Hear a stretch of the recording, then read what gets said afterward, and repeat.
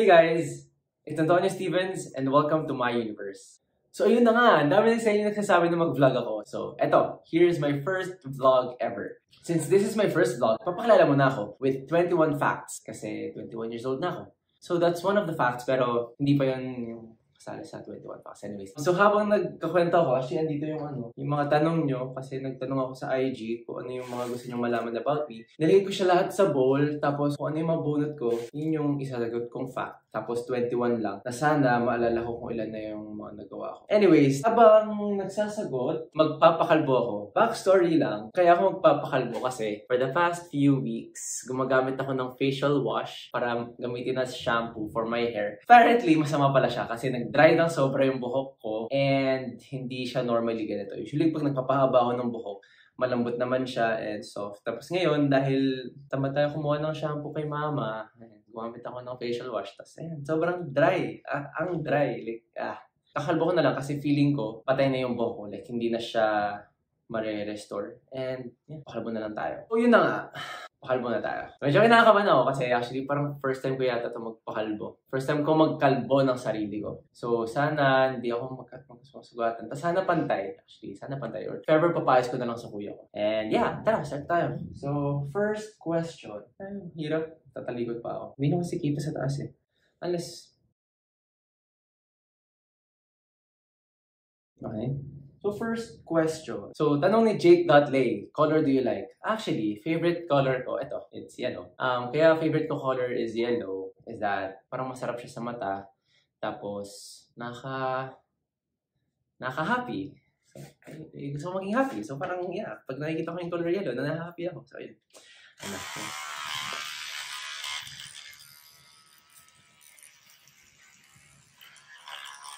Whew! Kalbo. Second question. So, sabi ni Love Brillantes, cute nyo po.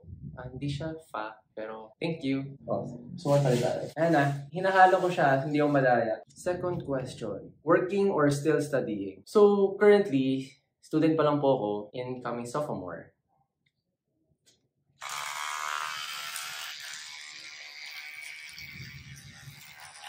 Okay, nice one. Next question. Wanna know your DO? So, nag-deodorant lang ako kapag mag-workout ako and magsusports. Pero kapag kunyari, sa bahay lang ako or whatever, hindi naman mag-deo. And if ever, hindi ko pala nasagot. Yung deodorant ko, Rexona. Okay.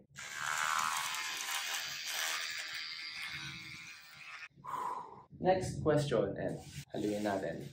What is the most important thing in your life? The most important thing in my life is my family. That they're all happy, they're all healthy, and they're all alive. So yeah, that's the most important thing in my life right now. So thank you for asking.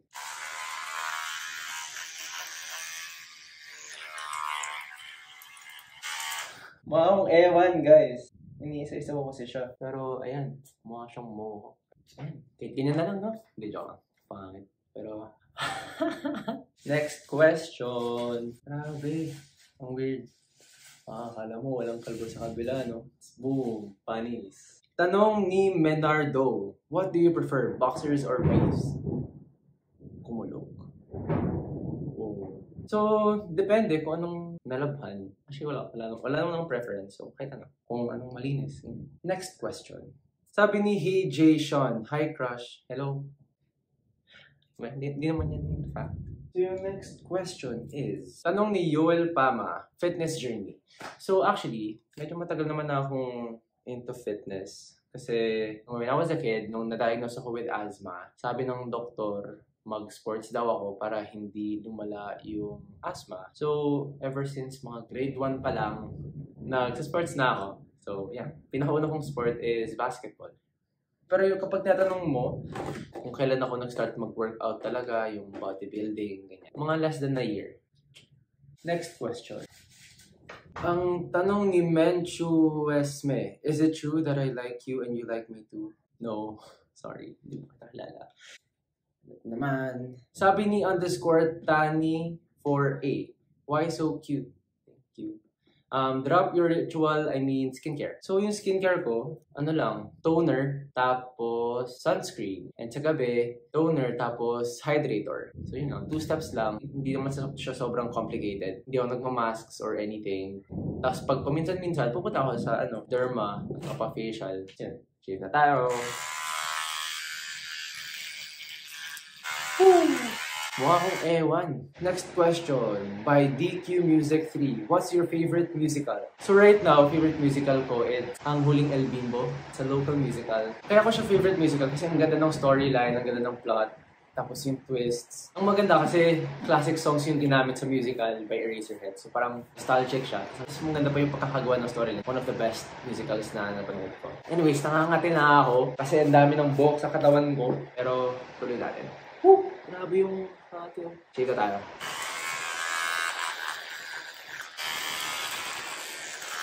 And more than half na siya, guys. Let's go! Anyways, ayan, next question. By Maki Avel. How do you think people perceive you? I think I can be a source of positivity for a lot of people. Siguro, kaya ako nagiging source of positivity is because I could relate to them. To you guys, kung bakit yun yung nararamdaman nyo and how to solve it or how to address those types of feelings. Kasi ako, being a human as well, alam ko yung nararamdaman nyo kasi alam ko na kung paano i-overcome. Nangangatin na ako guys. Sana tama yung iniisip ko yung how people perceive me. Anyways, next. Favorite food? Favorite food ko, Japanese curry. Hands down. Kapag yun na lang yung kakainin ko for the rest of my life, like, wala nang ibang pwedeng kainin kundi Japanese curry, okay lang. Kasi hindi talaga ako magsasawa. Never ako magsasawa sa Japanese curry. Tapos, yung the best na Japanese curry na try ko, from Uma. For some reason, sarap ng Japanese curry sa Uma. Shave. Wow, ewan! Anyways, next question. So, Shekel Wanderer. Workout daw.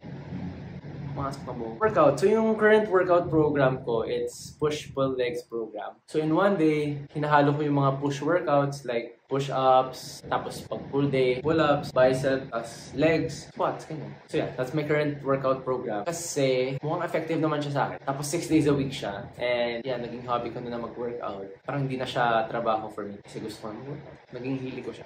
Shape. Next question tayo. Tanong ni Fritzy Fide. What are your pet peeves? Siguro isa lang yung naiisip ko as of the moment. Yung mga tao na kumakain, tapos nakabukas yung bunganga. So, parang ang ingay. Kasi parang hindi nyo ba kayang kumain na nakasara yung bunganga nyo? Nakakadiri kasi pakinggan. Second na rin, kapag pangit yung oral hygiene ng tao. Kasi kapag kausap mo, tapos mabaho yung hininga, di parang ang hirap kausapin. Parang hindi mo pa alam kung paano kausapin. Hindi mo alam kung paano sabihin na mag-brush ka kaya or something. So yun, dalawang pet peeves ko, oral hygiene and chewing with your mouth open. So yung next question, kay Captured 1012. So yung tanong niya, shoe size. Hindi ko lang bakit tinatanong yung shoe size. Pero if you want to know, it's 11 US. Yeah, okay. Yun na. Check na natin ito. So, next question na tayo. X24 Reyes, what career path are you pursuing? In the long run, sana magkaroon ako ng cafe, maging business owner, businessman. And then, next question. HJP Ramos, favorite game daw. So, yung favorite game ko, as of the moment, kasi yung talaga nilalaro ko, Axie. So yung Axie, it's a game where you can earn money. Maglalaro lang rin naman kayo, edi yung sa mapagkikitaan nyo pa. Chill muna tayo. Ayan, mukha talaga, kalbo na talaga ako. Ayan talaga. Next question. Tanong ni PJDSC. Where do you currently live? Ngayon, nasa Manila ako. Yeah. Ayaw naman sabihin yung address ko kasi baka naman huntingan nyo or whatever. Pero yeah, siguro yung kailangan nyo malaman, taga Manila ako. Tapos yeah, and shave na natin ito.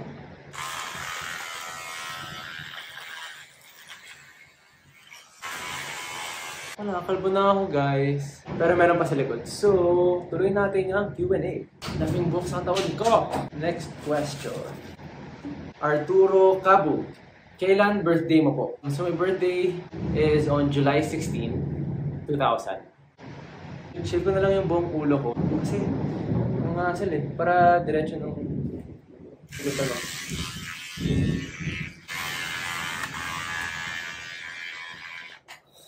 Ayan. Fully kalbo na ako. And okay ba? Sana bagay kasi syempre magiging ganito for the next few weeks. Looking so fresh. Anyways, yeah. Tapusin natin yung mga other facts about me. Daming buhok. So, tanong ni Wara Would Die. Have you ever dyed your hair before? I haven't. Gusto ko yung try, pero ako, hassle eh. Hindi ko alam kung babagay. So, yan. Baka soon. Tingnan natin. Last 3. Tanong ni The Demigod Emperor. What's the best gift you've ever received? Besides the health of my family, yung skateboard na bigay sa akin ng best friend ko. Kasi sa kanya talaga yun, personal skateboard niya yun, binigay sa akin. I think that's awesome na pinagtitiwalaan niya na ibigay sa akin yung skateboard. That's my best gift that I've ever received. Dami pa na ito. Tanong ni Mapusan _20, art or science?